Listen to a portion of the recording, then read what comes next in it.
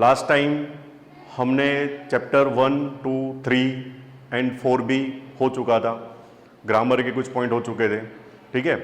तो आज अपने लेसन नंबर 5 चैप्टर थिगड़ू, ठीक है, उसके बारे में थोड़ा डिस्कशन करेंगे।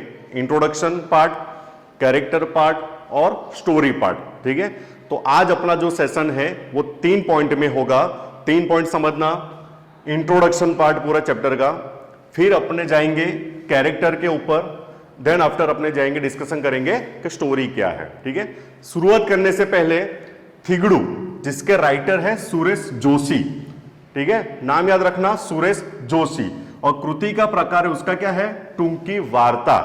वार्ता, निबंध, कथा, लघु कथा, ठीक है, उपन्यास, कविता में देखते हैं तो प्रकृति काव्य, प्रार्थना गीत, बराबर, लोकगीत, पद, छप्पा, ये सब जो है वो गुजराती के साहित्य प्रकार है। चाहे अगर हिंदी भी पढ़ो तो हिंदी में भी इसी तरीके से साहित्य प्रकार आते हैं।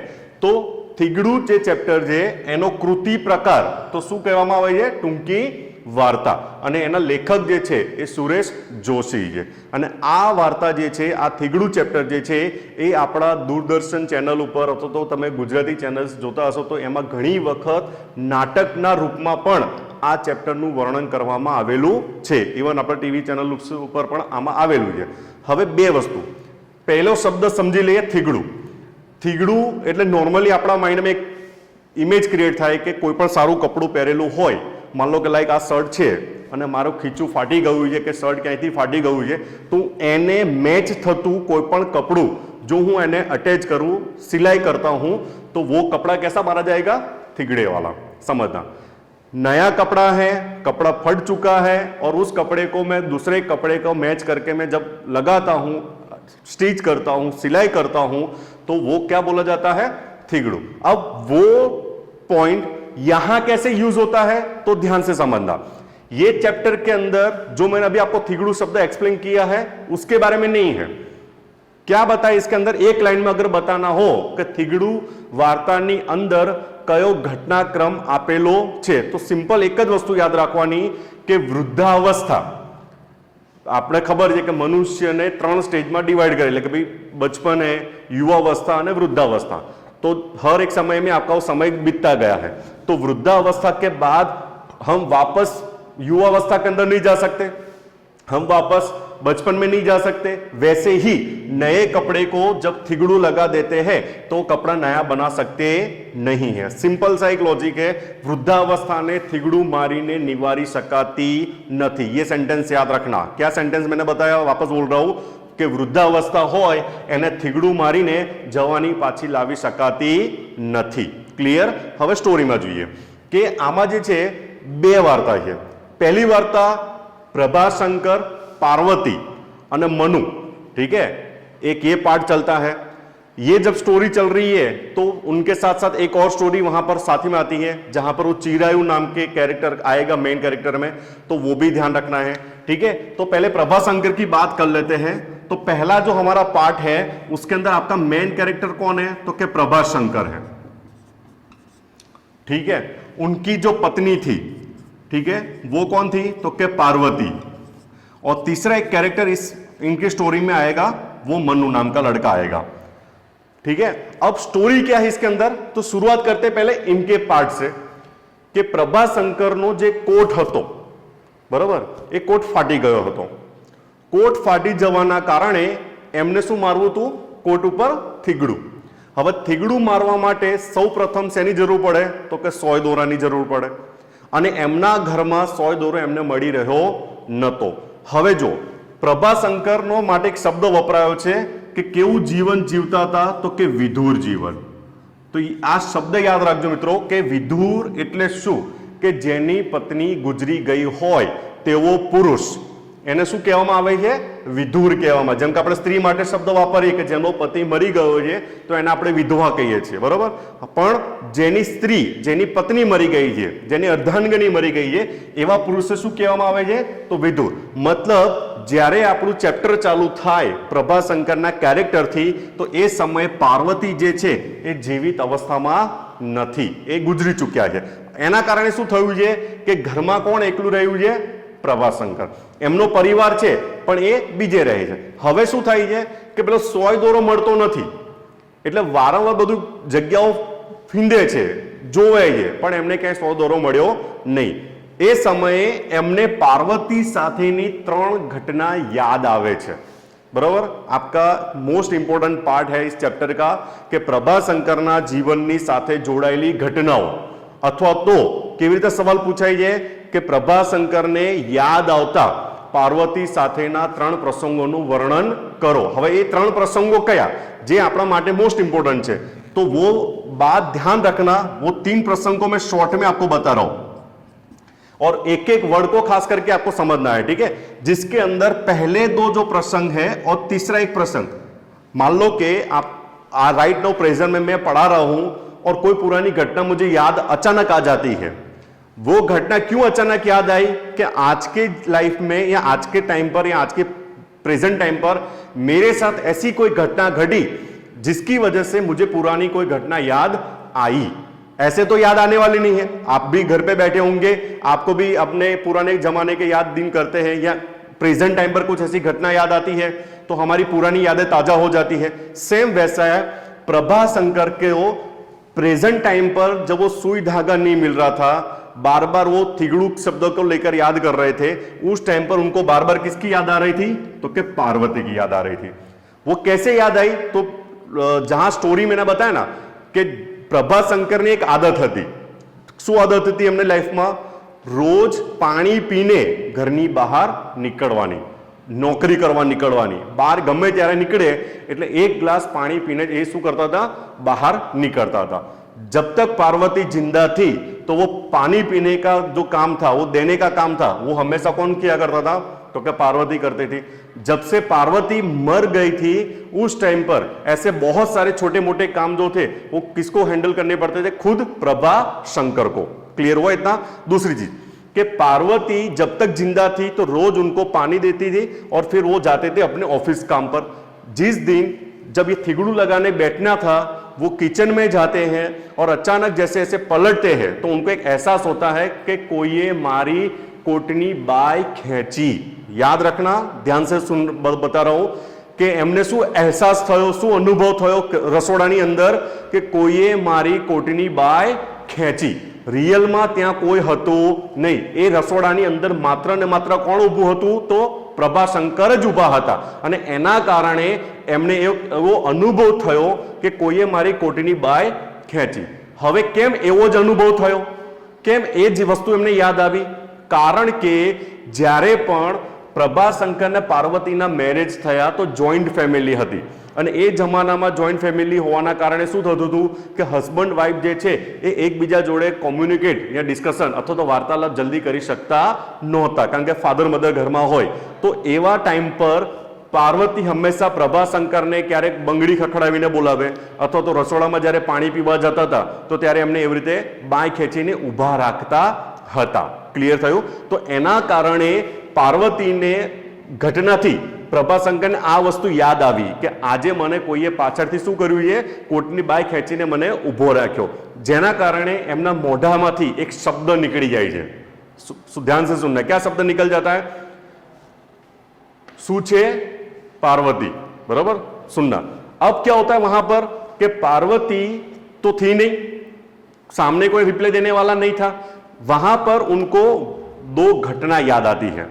कौन सी चीज को लेकर 2 घटना याद आई? कि कोटनी बाय खेचीने. एमा पहली घटना શું હતી? सुनना ध्यान से. पहली घटना एवी હતી કે જ્યારે પાર્વતી માં બનવાની હતી ફર્સ્ટ ટાઈમ, બરાબર, એવા શુભ સમાચાર પ્રભાશંકરને રસોડામાં જ્યારે પાણી પીવા ગયા હતા એ સમયે, બરાબર, પાર્વતીએ એમને શુભ સમાચાર આપ્યા હતા. यानी फर्स्ट टाइम जब वो लेडी प्रेग्नेंट हुई, प्रेग्नेंट होने की वजह से प्रभाशंकर को उन्होंने अपने न्यूज़ दिए, गुड न्यूज़ दिए, इसलिए उनको वो घटना जहन में याद हो गए. और सेम इसी घटना से के कोट की बाय खींचकर उनको रोका था और उन्होंने गुड न्यूज़ दिए थे, इसलिए वो घटना उनको पहले याद आती है. फिर से रीड करो, क्या घटना थी उनको? कि प्रभाशंकरने याद आव्યું કે આવી જ રીતે રસોડાની અંદર મારી કોટની બાય ખેંચીને એ માં બનવાની છે એવા શુભ સમાચાર પાર્વતીએ મને આપ્યા હતા। તો આ થઈ પહેલું વર્ણન, જે પહેલી ઘટના યાદ આવી। પછી બીજી ઘટના, હવે બીજી ઘટના જે છે એ પણ એમના જીવનમાં એવી રીતે વર્ણવી ગઈ છે કે એમને જિંદગીભર એ યાદ રહેશે। કેમ યાદ રહેવાની છે? તો એનું રીઝન હતું કે આવી જ રીતે એમને યાદ આવ્યું બીજો પ્રસંગ, બરાબર। પહેલો પ્રસંગ ખબર પડી ગઈ કે ભાઈ શુભ સમાચાર એમણે આપ્યા હતા આવી રીતે ઊભા રાખીને, એવી જ રીતે બીજો પ્રસંગ શું થયો એમના જીવનમાં કે પાર્વતીની ઉંમર થઈ ગઈ હતી, એક જીવનના અંતમાં આરામ કરી રહ્યા હતા, બીમાર હતા અને એક બિસ્તર ઉપર ખાટલામાં એ સૂતા હતા। એ સમયે જ્યારે પ્રભાશંકર પાણી પીને નીકળ્યા તો પેલી પાર્વતીને જ્યારે મળીને નીકળવાના હતા તો પાર્વતીએ એ સમયે એમને રોક્યા હતા, એમની કોટડી બાય ખેંચીને એમને ઊભા રાખ્યા અને શું કીધું કે આજે તમે नौकरी न जाओ तो नहीं चले। सुनना, ये सेंटेंस याद रखना खास, प्रसंग के ही सेंटेंस है। तो उस टाइम पर दूसरे प्रसंग में पार्वती ने उनको क्या कहा कि आज आप अगर ऑफिस नहीं जाओगे तो नहीं चलेगा। सुनना, और उस टाइम पर प्रभाशंकर कुछ और बोले, उससे पहले पार्वती ने उनको जाते हुए क्या बोल दिया, नहीं नहीं ये तो मेरे मन में ही ऐसा एक अचानक ख्याल आ गया, लो मैं आपको पानी देती हूं और आप चले जाओ, ठीक है। सुनना, और उसी दिन पार्वती का देहांत होता है। सेम उसी दिन क्या होता है, पार्वती का देहांत होता है। तो ये होता है आपका दूसरा प्रसंग। ध्यान से सुनना, प्रभाशंकर को पार्वती के साथ 3 प्रसंग याद आते हैं, जिसमें पहला और दूसरा प्रसंग जो था वो कौन सी घटना को लेकर याद आया कि पहले प्रेजेंट टाइम में रसोड़ानी अंदर एमने एक फील थયું, एक अनुभव थयो, एक एवो एहसास होता है कि कोઈએ मारी कोटनी बाय खेंची छे, बराबर। और ये क्यों पुराने प्रसंग याद आए कि सेम इसी तरीके से पार्वती ने उनको कोर्ट की बाय खींचकर रोका था। तो फर्स्ट पार्ट में उन्होंने शुभ समाचार दिए थे और सेकंड प्रसंग में क्या हुआ था, उसी दिन उनकी देहांत हुई थी। तो ये 2 घटना ये शब्द के साथ जुड़ी हुई, ठीक है। अब अपनी तीसरा प्रसंग जो है वो हमारा डायरेक्ट कॉन्टेक्ट किसको करता है, हमारा जो टाइटल है थिगड़ू, उसको डायरेक्ट कनेक्ट करता है। कैसे कि एमने एमना जे पास्ट હતું પ્રભાશંકરને એ યાદ આવ્યું। હવે કયું પાસ્ટ, પાર્વતી સાથેનું નહીં, પાર્વતી સાથેના લગ્ન થયા એની પહેલાના થોડાક સમયો પ્રભાશંકરને યાદ આવે છે। એક શેના કારણે યાદ આવ્યા તો ધ્યાન से सुनना, જ્યારે પેલું થીગડું મારવા બેઠા 100 દોરો મળી ગયો એમને, બરોબર। હવે 100 દોરો મળ્યા પછી શું થતું હતું કે એમને મનમાં એમ સવાલ થતા હતા, પાર્વતી તો એ સમય હતી નહીં પણ એવું ઇમેજિન કરતા હતા કે પાર્વતી મારી સામે ઊભી છે અને હું એની જોડે શું કરી રહ્યો છું, વાર્તા કરી રહ્યો, વાર્તાલાપ કરી રહ્યો છું, હું ડિસ્કશન કરી રહ્યો।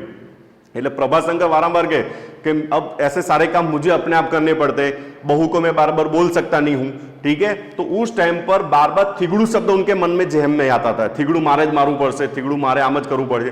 तो जेना कारणे एमने त्रीजो प्रसंग जे हतो ए याद आवे छे। और तीसरा पार्ट जो था या तीसरी घटना जो जीवन में बनी वो क्या थी, तो ध्यान से सुनना कि प्रभाशंकरना जीवन में गरीबी वधारे हती, बरोबर, बहनों वधारे हती, बाप बीजाना दुकानमा घामोटू करता हता। वड याद रखना, घामोटू करવું એટલે શું કહેવાય કે બીજાની દુકાનોમાં જઈને નાની મજૂરી કરવી, બરાબર, છૂટક મજૂરી ટાઈપ કામ કરવા। તો પ્રભાશંકરને નાનપણથી જ ઘર ચલાવવાની જવાબદારી એમના ઉપર આવી પડી હતી, જેના કારણે એ પણ આવી કોઈ નાની મોટી દુકાનોમાં પેલા પડીકા વાળવાનું કામ પ્રભાશંકરે ચાલુ કરી દીધું હતું।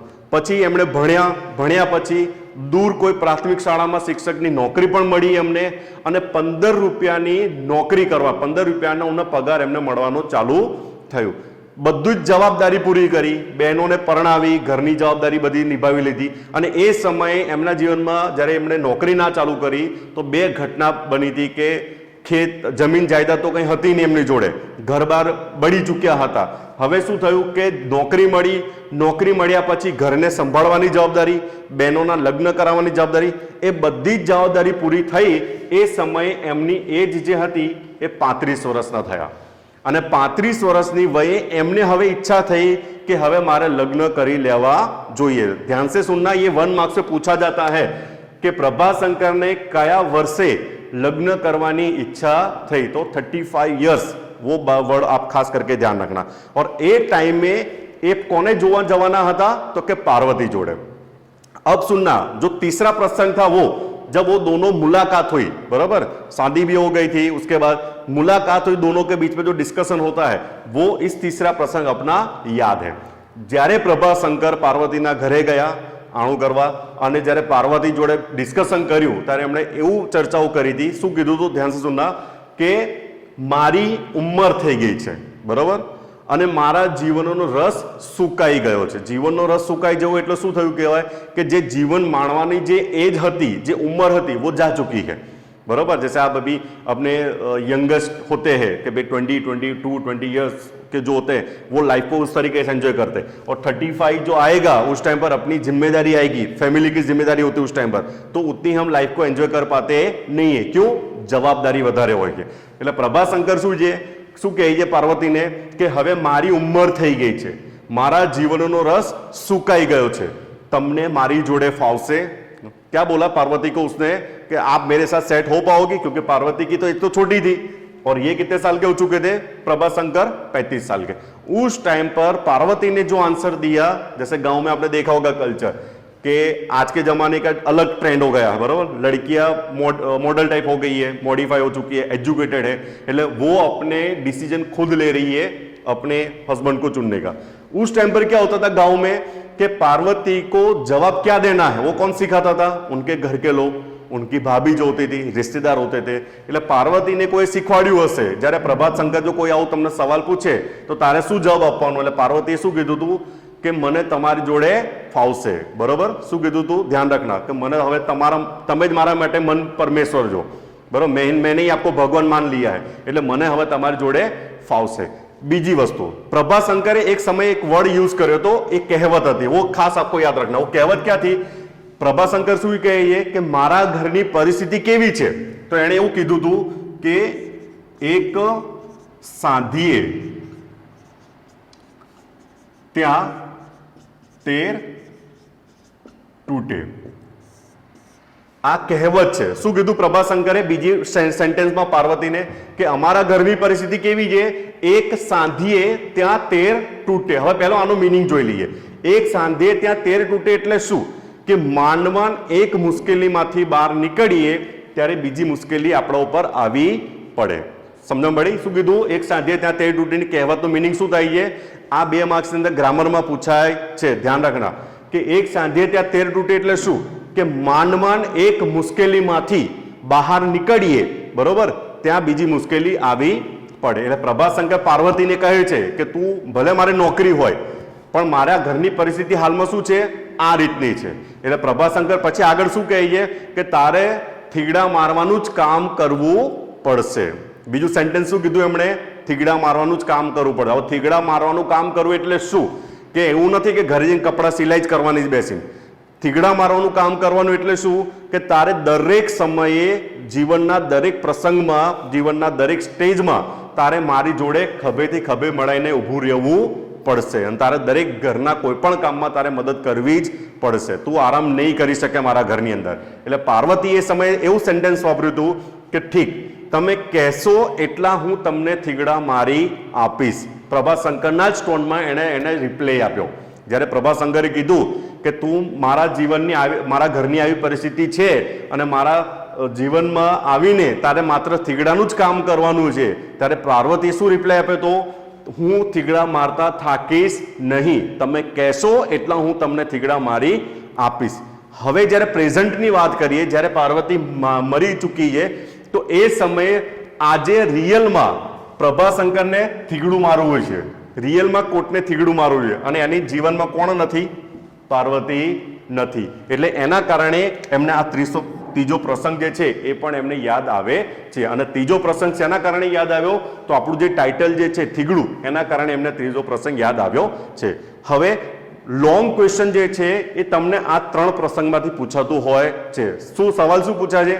કે પ્રભાશંકરે પાર્વતીને જોડે યાદ કરેલા 3 પ્રસંગોનું વર્ણન કરો। એટલે પહેલા 2 પ્રસંગ જે છે એ પેલી કોટની બાય ખેંચીને વર્ણન કર્યું, એના કારણે યાદ આવ્યું, અને ત્રીજો પ્રસંગ જે છે એ શેના કારણે યાદ આવ્યો એમને? તો થીગડું શબ્દના કારણે। એટલે આ 3 પ્રસંગમાં જ કોનું કેરેક્ટર આવેલું છે? માત્ર ને માત્ર પાર્વતીનું।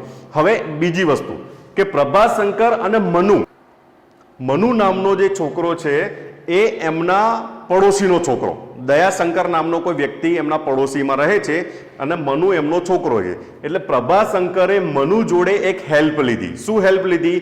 કે પ્રભાશંકર વૃદ્ધાવસ્થામાં હતા, આંખે અંધારા આવતા હતા, અજવાળું હતું નહીં ઘરની અંદર વધારે, અને બહુ ઓછું દેખતા હતા. એટલે મનુને એમણે એવું કીધું કે ભાઈ તું મને સોયમાં દોરો પરોવીને આપ. એટલે મનુનું કેરેક્ટર એ સમયે આપણા ચેપ્ટરની અંદર હાઇલાઇટમાં આવે છે. પ્રભાશંકરે મનુ જોડે કઈ હેલ્પ માંગી હતી? કે પેલો સોયમાં દોરો પરોવી આપવાની હેલ્પ માંગી. પણ એ સમયે મનુએ શરત મૂકી. શું શરત મૂકી? કે દાદા, બરાબર, શું કીધું? કે તમે મને કોઈ વાર્તા કહો તો હું તમને સોયમાં દોરો પરોવી આપું. એટલે પ્રભાશંકર એ સમયે પણ કોને યાદ કરે છે? પાર્વતીને. શું કહે છે મનુને? કે વાર્તા તો તારી દાદીને કહેતા આવડતું હતું, મને કશું આવડતું નથી. એટલે મનુ તો પણ એમ કહે છે, ઠીક, કે દાદીએ તમને તો ઘણી વાર્તાઓ કરી હશે, એમાંથી કોઈ પણ એક વાર્તા મને કહો. એટલે પ્રભાશંકર હા પાડે છે અને મનુ તરત જ સોયમાં દોરો પરોવીને આપે છે. હવે જો આપણા ચેપ્ટરની અંદર મેઇન કેરેક્ટર પ્રભાશંકર છે, એની સ્ટોરી તો ચાલુ જ છે. હવે શું થયું? જ્યારે મનુ નામનું કેરેક્ટર આપણા ચેપ્ટરની અંદર હાઇલાઇટ થાય છે, ત્યારે એક બીજી વાર્તા જે છે એ આપણા ચેપ્ટરની અંદર હાઇલાઇટ આવે છે. જ્યારે મેં તમને શરૂઆતમાં કીધું કે વાર્તાની અંદર એક બીજી વાર્તા, બરોબર, એ કામ આવે છે. તો ધ્યાન સે સુનના કે પ્રભાશંકર જ્યારે થીગડું મારવું હતું તો આંખે અંધારા હોવાના કારણે સોયમાં દોરો પરોવી શકતા નહોતા, અને એના કારણે શું થયું કે મનુએ શરત મૂકી વાર્તા કહેવાની, અને પ્રભાશંકરે હા પાડી. અને પ્રભાશંકર જે વાર્તા કહે છે એમાં પણ 3 કેરેક્ટર એ રીતના છે. જો એક છે રાજા અને એની પત્ની રાણી, બીજું કેરેક્ટર મેન આપણું છે એ ચિરાયુ, અને ત્રીજું કેરેક્ટર જે છે એ સિદ્ધ પુરુષ. બરોબર. હવે આખા ચેપ્ટરની અંદર 2 પાર્ટ થયા. પ્રભાશંકરની સ્ટોરી અલગ ચાલે છે, અને અહીંયા ચિરાયુ નામનો જે વ્યક્તિ જે છે, છોકરો જે છે, એની સ્ટોરી આખી અલગ ચાલે. એટલે આપણા ચેપ્ટરને જો કહેવામાં આવે કે 2 મેઇન કેરેક્ટર થયા, એક તો કે પ્રભાશંકર જે પહેલો પાર્ટ હતો એમાં, અને જે સેકન્ડ પાર્ટ જે ચાલુ થાય છે એમાં કેરેક્ટર કોણ છે? તો કે ચિરાયુ. હવે રિયલમાં જો ઘટના કોની છે? પ્રભાશંકર, પાર્વતી અને મનુની છે. અને પ્રભાશંકરે જ્યારે મનુને સ્ટોરી કીધી તો કોની સ્ટોરી કીધી? તો કે રાજા રાણી, ચિરાયુ અને સિદ્ધ પુરુષની. હવે બીજી वस्तु आपके एग्जाम के लिए कि ये पूरी स्टोरी लॉन्ग क्वेश्चन के अंदर आपको पूछी जाती है. खास करके सुनना, कैसे पूछा जाएगा आपको? कि प्रभाशंकरे मनुने कई वार्ता कीधी, बरोबर, અને એ વાર્તા કેવી રીતે પ્રભાશંકરના जीवन साथे जोड़ाયેલી છે. 2 सवाल इस तरीके से बनेंगे. ध्यान से सुनना, फिर से रिपीट कर रहा हूं कि प्रभाशंकरे मनुने कई वार्ता कीधी અને એ वार्ता प्रभाशंकરના जीवन साथे कई रीते जोड़ाયેલી છે. अब ये स्टोरी ऐसे अपने सामने नहीं है, उसका जब अपने एंड करेंगे तो आपको पता चलेगा कि प्रभाशंकर और चिरायु उन दोनों के बीच में कहीं ना कुछ टॉपिक को लेकर कनेक्शन है. अब इसके बारे में अपने चर्चा करते हैं. देखो कि राजा रानी है, उनका लड़का है चिरायु, और एक सिद्ध पुरुष. सिद्ध पुरुष की एंट्री बाद में आती है. होता क्या है शुरुआत से कि चिरायु का जब बर्थ होता है तो चिरायु बहुत ही सुंदर लड़का है, ठीक है, और उसकी सुंदरता जो थी गांव के चारों तरफ आसपास के लोगों में, आसपास के इलाकों में फैल चुकी थी.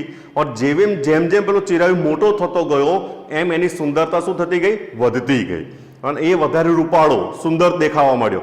પણ જેમ જેમ ઉંમર વધવા માંડી એમ રાજા રાણીને ચિંતા થતી હતી અને રોજ રડતા હતા. એટલે પેલા મનુને આશ્ચર્ય થયું કે ભાઈ છોકરો આટલો સુંદર છે, લોકો વાહવા કરે છે, તો એના માતા પિતા કેમ રોવે છે? એટલે પેલા એ પ્રભાશંકરે એને શું કીધું કે ચિરાયુ જે છે એની ઉંમર વધવાના કારણે જેવું સુંદરતા આજે છે બની શકે આવનારા વર્ષોમાં આવી સુંદરતા રહે નહીં, બરોબર. એની પર સુંદરતા ધીરે ધીરે શું થશે? ઓછી થતી જશે. એટલે એ ચિંતામાં રાજા રાણી હંમેશા દુઃખી રહેતા હતા, રાજા રાણી હંમેશા રોતા રહેતા હતા, બરોબર. અને એવા સમયમાં કોઈ એમને કહે છે આઈન કે આપણા ગામમાં સિદ્ધ પુરુષ આવ્યા છે. અબ 2 વર્ડ को समझ लेना, ચિરાયુ અને સિદ્ધ પુરુષ. તો ચિરાયુ સ્પેશિયલ નામ શા માટે આપવામાં આવ્યું? ચિરાયુ એટલે શું કહેવાય? આયુ એટલે આયુષ્ય, આપણું ઉંમર, બરોબર, કે જેની મોટી ઉંમર હોય, દીર્ઘાયુ હોય, એને કયો શબ્દ વપરાય? તો ચિરાયુ. અને સિદ્ધ પુરુષ કોને કહેવામાં આવે છે? જેણે સિદ્ધિઓને હાસિલ કરી હોય, બરોબર. इसके वजह से उसका नाम यहां पर क्या दिया गया है, सिद्ध पुरुष, કે એવો પુરુષ જેણે પોતાની તાકાતથી સિદ્ધિઓ હાંસલ કરી હોય એને આપણે શું કહીએ છીએ, સિદ્ધ પુરુષ. અને ચિરાયુ માટે શું કહેવામાં આવે છે, દીર્ઘાયુ, મોટી ઉંમરવાળો, લાંબી આવરદાવાળો, બરોબર. એટલે એના માટે શબ્દ વપરાયો છે કયો, चिरायु. आ शब्द बनने याद रखना. अब क्या होता है, राजा रानी को जब पता चला कि गांव में कोई सिद्ध पुरुष आया है, राजा रानी पूरे ताकझाम लेकर सिद्ध पुरुष के पास पहुंच जाते हैं और जाकर एक ही रिक्वेस्ट करते हैं, बैठते हैं, सब बातचीत हुई और राजा रानी ने सिद्ध पुरुष से एक ही विनती करी कि मारो जे छोकरो जे छे चिरायु ए जेवो अत्यारे छे एवो ने एवो जिंदगी भर रहे. सुनना, राजा रानी ने सिद्ध पुरुष से क्या मांगा कि मारो जे छोकरो चिरायु जेवो छे एवो ने एवो हमेशा सुंदर रहवो જોઈએ. એટલે સિદ્ધ પુરુષે એક જ વસ્તુ કીધું, તમારી મનોકામના પૂરી થઈ શકે ખરી, પણ એના માટે શરતો છે, बराबर. अब सुनना, उस टाइम पर चिरायु की एज जो थी ना वो 16 साल की थी, बराबर. जब ये घटना घटी, सिद्ध पुरुष वाली घटना आई, એટલે सिद्ध पुरुष से कहा आपकी इच्छा पूरी हो सकती है, आपका बेटा आप चाहो तो वही उम्र का रह सकता है, बराबर. लेकिन शर्त क्या है, उन्होंने क्या कहा, ठीक, कि मैं आपको एक रेशमी वस्त्र दूंगा. ये शब्द याद रखना बेटा, क्या देने की बात आती है, तो कि रेशमी वस्त्र. એ રેશમી વસ્ત્ર એના જન્મદિવસ ઉપર એને ઓઢાડી દેવાનું, એને પહેરાવી દેવાનું, અને જ્યાં સુધી એ વસ્ત્ર એના શરીર ઉપર રહેશે, બરાબર. સુનના, क्या कहा सिद्ध पुरुष ने कि હું તમને એક રેશમી વસ્ત્ર આપીશ અને એ રેશમી વસ્ત્ર એને પહેરાવી દેવાનું, અને જ્યાં સુધી એના શરીર ઉપર રહેશે ત્યાં સુધી એના ઉપર કાળની કોઈ અસર નહીં થાય. કાળ એટલે શું કહેવાય, સમય, कि उसके ऊपर, बॉडी के ऊपर समय की कोई असर होगी नहीं, बराबर. और जब तक वो कपड़ा उसके बदन के ऊपर रहेगा, वो वस्त्र उसके बदन के ऊपर रहेगा, तब तक वो मरेगा भी नहीं. ये बात उन्होंने पहले क्लियर करी. दूसरी चीज क्या कही उन्होंने कि मान लो कि अगर वो 16 साल की उम्र में आपने उसको कपड़ा पहनाया है तो उसके बाद 50 साल चले गए तो भी चिरायु की एज तो जो है वो कितनी रहने वाली है, 16. मतलब 50 साल की कोई असर जो है वो चिरायु के ऊपर होगी नहीं. क्यों नहीं होगी, बिकॉज ऑफ રેશમી વસ્ત્ર, બરોબર. એટલે સિદ્ધ પુરુષે, એટલે રાજા રાણી ખુશ થઈ ગયા કે ચલો અમારી મનોકામના પૂરી થઈ, હંમેશા માટે મારો છોકરો 16 વર્ષનો અને રૂપાળો અને સુંદર જ રહેશે. पर सिद्ध पुरुष से एमा शरत मूकी. अब सुनना, ये 3 शरत आपको पूछी जाएगी 2 मार्क्स के अंदर. क्या शरत रखी, पहली शरत કે એમાં એક શરત છે, એટલે રાજા રાણી થોડો દુખી થયા કે જે હશે શરત અમે માની લઈશું, તમે બોલો. પહેલી શરત શું કીધી કે જે દિવસે રેશમી વસ્ત્ર પહેરાવી દીધું તમે, એ એના જીવનમાં મસ્ત થઈ ગયો, પણ જે દિવસે એના માતા પિતા, હવે માતા પિતા અહીંયા કોણ છે અત્યારે ચિરાયુના, તો કે રાજા રાણી, કે જે દિવસે એના માતા પિતા બાળકના વિશે જો ખોટો વિચાર કરશે તો રેશમી વસ્ત્રમાં કાણું પડી જશે. શું થવાનું, રેશમી વસ્ત્રમાં કાણું પડી જવાનું. શેના કારણે એ કાણું પડશે, હોલ પડશે, કે જે દિવસે રાજા રાણી ચિરાયુના વિશે ખોટો વિચાર કરશે ત્યારે. એટલે રાજા રાણીના મનમાં એવો ખ્યાલ આવ્યો કે કોઈ પણ સંસારમાં મા બાપ હોય ને એ પોતાના દીકરા માટે કે દીકરી માટે ક્યારે પણ ખરાબ વિચાર કરે નહીં. और वो ये बात भी सही है कि बेटा या बेटी कैसे भी कितने भी भले बुरे काम करते हो लेकिन मन में हमेशा उनके अच्छे के लिए ही उनके ख्याल आएंगे. એટલે राजा रानी खुश हो जाते, बोले ये शरत हमको मंजूर है. એટલે रानी फिर क्या बोलती है कि न करे नारायण. मान लो कि आने वाले साल में हमको पता नहीं क्या होगा, पर न करे नारायण, અમારામાંથી કોઈનો મનમાં જો ખોટો વિચાર આવે તો એ જે કાણું પડશે એને અમે સાંધી શકીશું કઈ. એટલે સિદ્ધ પુરુષે શું કીધું, સાંધી તો શકાશે, પણ એમાં શરત છે. देखो शरत याद रखना. पहली शरत क्या रखी, रेशमी वस्त्र पहना दूंगा, उसके बाद अगर बुरा ख्याल आया तो रेशमी वस्त्र में काणुं पड़ी जશે, बराबर. હવે રાણીએ એવું કીધું કે એ કાણું અમે સિલાઈ કરી શકીશું, તો એમાં બીજી શરત શું મૂકી છે, ધ્યાન से सुनना, કે સિલાઈ થઈ તો શકશે, સાંધી તો શકાશે, પણ એને એવો વ્યક્તિ જોઈએ કે मान लो कि अगर वो 3 टाँके ले रहा है, स्टिच ले रहा है 3, तो एने एना जीवनना 3 वर्ष कोने आपी देवाना, चिरायु ने. मान लो कि चिरायु का रेशमी वस्त्र फटा और मैं ही सिलाई करने बैठता हूं तो 4 मैंने टाँके लिए, 4 स्टिचेस ले लिए मैंने, तो क्या होगा कि मेरे जीवन के 4 साल मुझे किसको देने के, चिरायु को देने के. पहली शरत. और दूसरी शरत उसमें भी क्या कि वो 4 साल कैसे होने चाहिए, बिना पाप वाला, बराबर, कि આપણા હાથથી કોઈ પણ પાપ થયું હોવું જોઈએ નહીં, जानता और अजानता। तो ऐसा बंदा संसार के अंदर मिलेगा आपको, कहीं पर भी नहीं मिलेगा। अपने जाने अपने ये चल रहे हैं ना, तो बीच में या चींटी भी होगी तो अपने पैर से कुचल जाती है, वो भी एक गुनाह होता है, वो भी एक पाप होता है, अनजाने में हुआ, लेकिन अपने से वो गुनाह हुआ, अपने से गलती हुई है। तो ऐसा संसार में कोई भी पुरुष उनको मिलेगा नहीं। तो शर्तें क्या थी, काणू पड़िए, जिसे राणीए कीधुं सांधी शकाशे, तो ए समये शुं कीधुं सिद्ध पुरुषे કે એવો વ્યક્તિ જોઈએ કે જેટલા ટાંકા ભરે એટલા એને જીવનના વર્ષ કોને આપી દેવાના, ચિરાયુને આપી દેવાના, અને એ વર્ષ એવા હોવા જોઈએ વગર પાપના, બરાબર, પાપ વગરના હોવા જોઈએ, એમાં કોઈ પણ પ્રકારનો પાપ થયેલું હોવું જોઈએ નહીં, અથવા કોઈના મનમાં કે કોઈના પ્રત્યે ખોટી લાગણી હોવી જોઈએ નહીં, તો જ તમે એને કપડાને શું કરી શકો, સાંધી શકાશો। તો આ જ્યારે શરતો એમના સામે આવી એટલે રાજા રાણી પાછા દુઃખી થઈ ગયા, કારણ કે એમને ખબર હતી કે આ થોડું કઠિન છે। પણ શું થયું, પુત્ર મોહ, બરોબર, સમજના વર્ડ ક્યાં था, પુત્ર મોહ, કે પુત્રના મોહના કારણે રાજા રાણીએ સિદ્ધ પુરુષની બધી જ શરતોને શું કરી લીધી, માની લીધી, અને સિદ્ધ પુરુષે પણ કીધું કે હજુ પણ તમારો જો સમય છે વિચાર કરી લો, કે જો જે દિવસે કાણું પડી ગયું તો જેટલા વર્ષો એના સ્ટોપ થઈ ગયા છે ને, કે એના ઉપર કોઈ અસર નથી, એક સાથે એના શરીર ઉપર અસર થશે, બરાબર, એક સાથે એના શરીર ઉપર અસર આવશે। એટલે સિદ્ધ પુરુષના કહેવાથી પણ રાજા રાણીએ બહુ લાંબો વિચાર કર્યો નહીં, અને એમણે કહ્યું કે તમે ગમે તેમ કરી અમને એ રેશમી વસ્ત્ર આપો।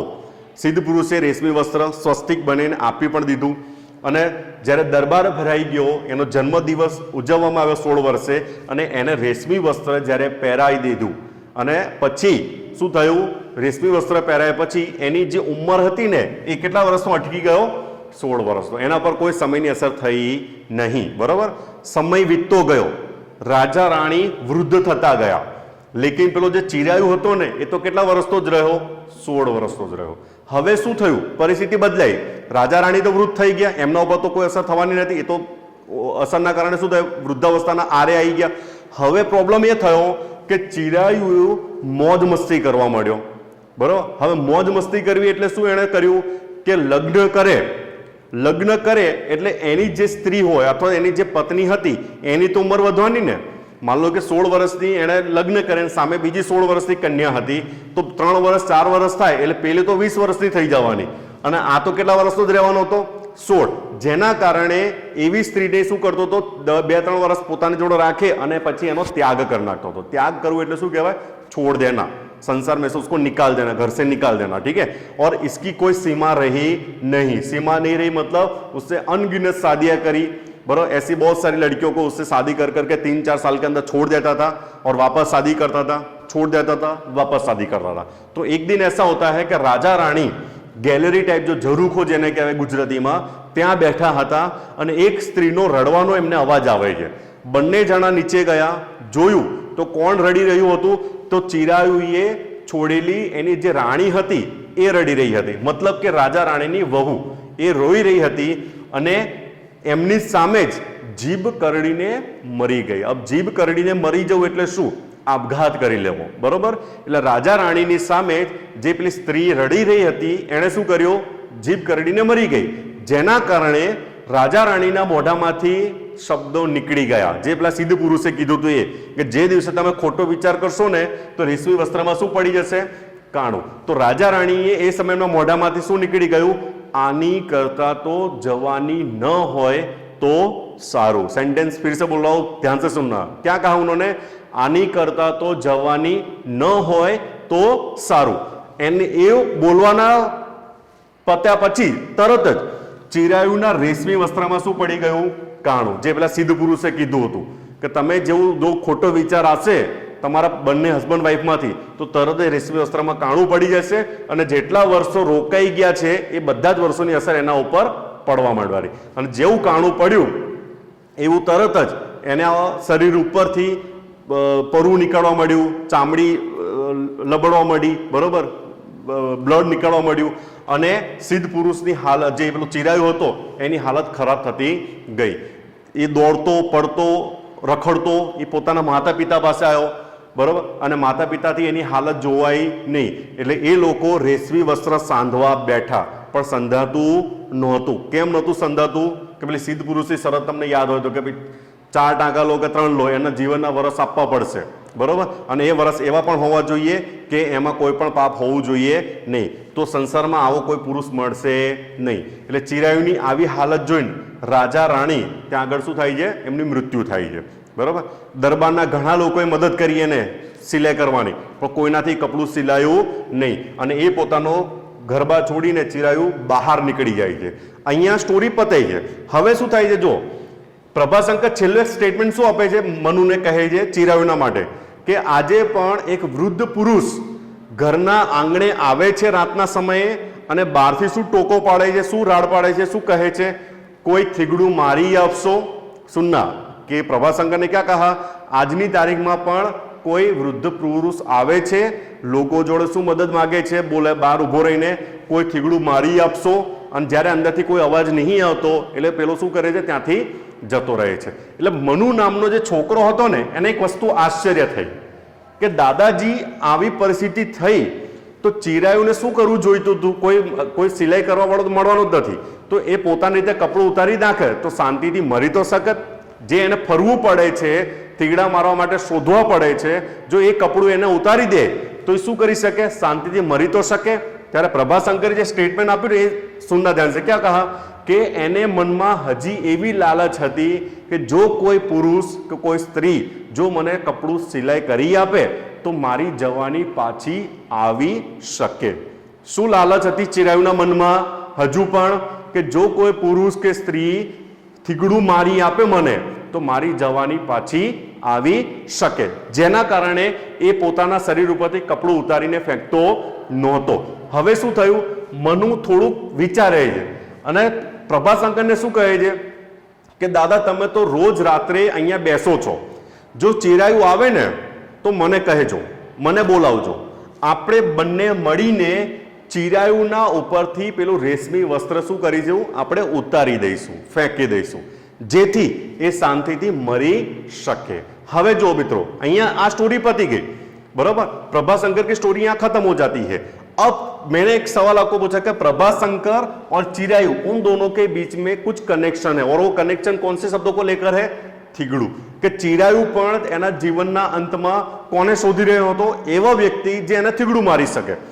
જ્યારે પ્રભાશંકર જે છે એ પણ કોના માટે યાદ કરે છે? પાર્વતીને, થીગડા શબ્દ માટે. એના કારણે એક જ વસ્તુ કહેવાય કે વૃદ્ધાવસ્થા એવી પરિસ્થિતિ છે કે જેને કોઈ પણ જાતના થીગડા મારીને આપણે નિવારી શકતા નથી. એ પરિસ્થિતિ આવવાની જ છે, बराबर. आज अगर मैं दवाई लेता हूं, टैबलेट लूं, तो कोई मुझे बोलेगा कि आप जो एज के हो वही एज के रहने वाले हो? पॉसिबल नहीं है. यहाँ 60-70 साल की एज में अपने चले जाते हैं और कोई उस टाइम पर कोई टॉनिक या दवाई लाकर देगा अपने को, लो सर ये दवाई पी लो आप, तो आप 25 साल के वापस हो जाओगे, जो पॉसिबल नहीं है. तो चिरायु की जो लालच थी ना जीवन जीने की, वो भी पॉसिबल नहीं था, और प्रभाशंकर की जो वृद्धावस्था थी वो भी उन्होंने वहां पर हाईलाइट करी थी. अब कुछ क्वेश्चन जो है, ये चैप्टर आपका यहां पर खत्म होता है. अब दो चीजें ध्यान रखना, आपके सामने दो स्टोरी थी, प्रभाशंकर की और चिरायु की. तो मेन दो क्वेश्चन इसके अंदर बनते हैं. वो 3 प्रसंग किसके साथ जुड़े हुए थे? पार्वती जोड़े, बराबर. कि प्रभाशंकर ने पार्वती साथे गुजारेला 3 प्रसंगोનું વર્ણન વિસ્તારથી કરો, તમારા શબ્દોમાં કરો.